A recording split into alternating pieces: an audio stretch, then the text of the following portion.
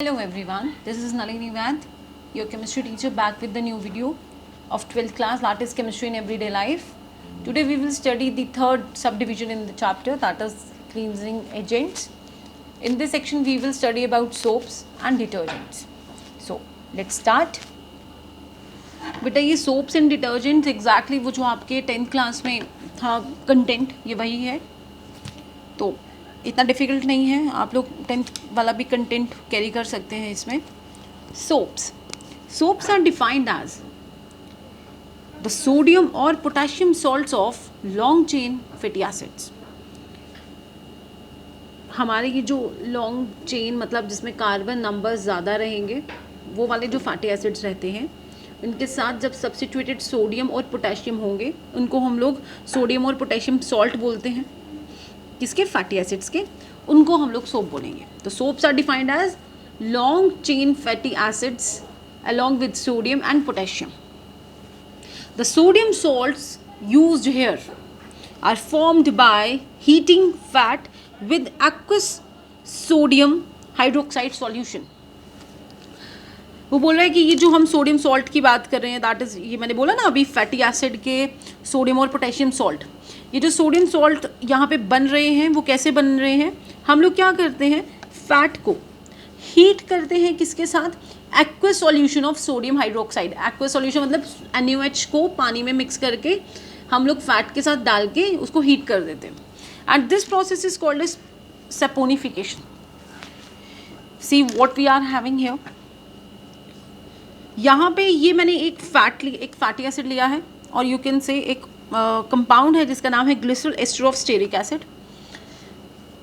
इसमें हमने NaOH that is aqueous form में NaOH डाला and we are having the product called as sodium stearate और sodium stearic acid plus by product in the form of glycerol और glycerine.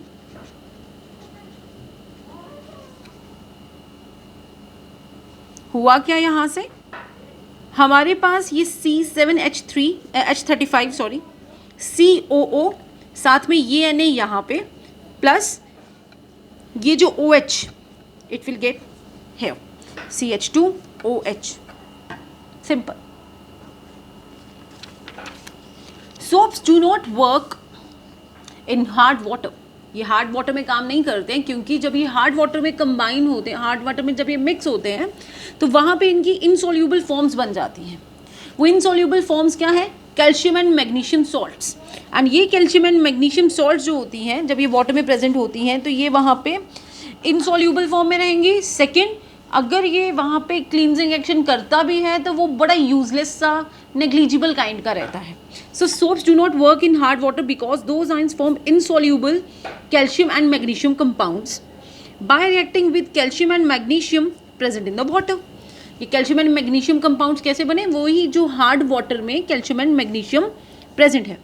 These compounds are, वही मैंने बोला, ये जो salts रहते हैं वहाँ पे वो insoluble form में है. These compounds are insoluble soaps and are useless as cleansing agents. Next, soap solution is colloidal in nature. 12th में you will study about colloidal solution also. colloidal solution वो रहता है कि जो properly mix नहीं हो पाता, even upon mixing वहाँ पे cloudy appearance बना के रखता है. जैसे you can say gum in water, still वो mix भी होता है लेकिन somewhat it can be distinguished. Soap solution is colloidal in nature. It removes the dirt particles either by adsorption or emulsification. Soap के एक्शन की बात कर रहा है कि या ये जो डर्ट को वहाँ से रिमूव करता है या तो एड्जॉर्प्शन से रिमूव करेगा या इमल्सिफिकेशन से. Please mark, these are important points.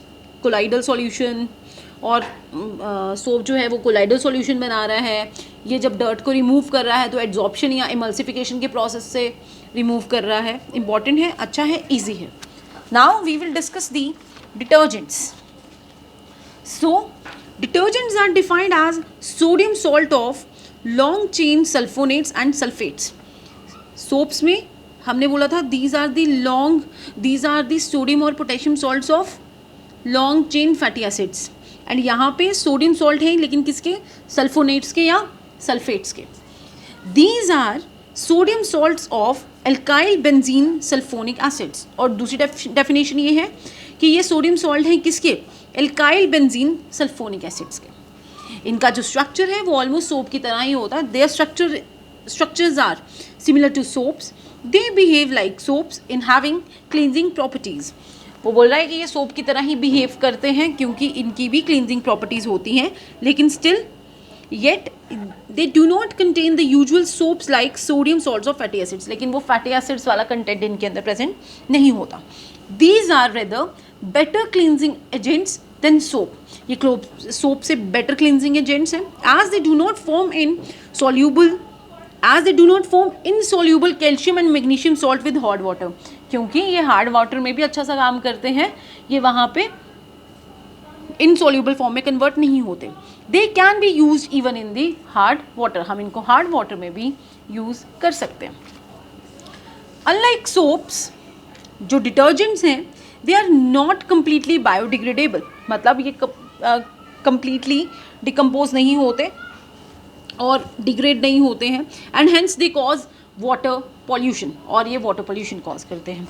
Unlike soaps they do not produce hydroxyl ions on hydrolysis and therefore can be safely use for woollen garments.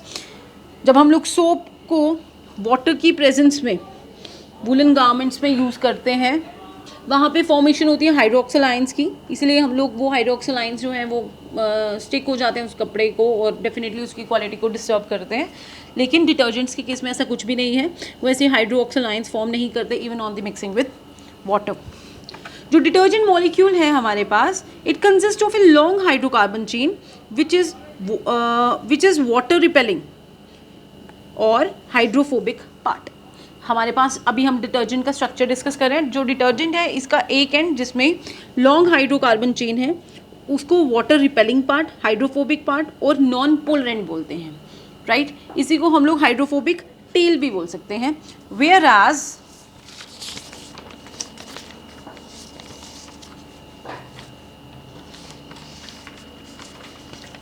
the other end or the ionic part which is water attracting is called as hydrophilic and polar end. Depending upon the nature of hydrophilic surface of detergent, ये hydrophilic surface का nature देख के हम लोग बता सकते हैं कि detergent किस टाइप का है। Usually detergent 3 टाइप का होता है, anionic, cationic and non-ionic. Anionic detergent पे we are having large part of molecules as anions. Cationic detergent में we are having maximum content of cations, and non-ionic are those which contain non-ionic but polar groups.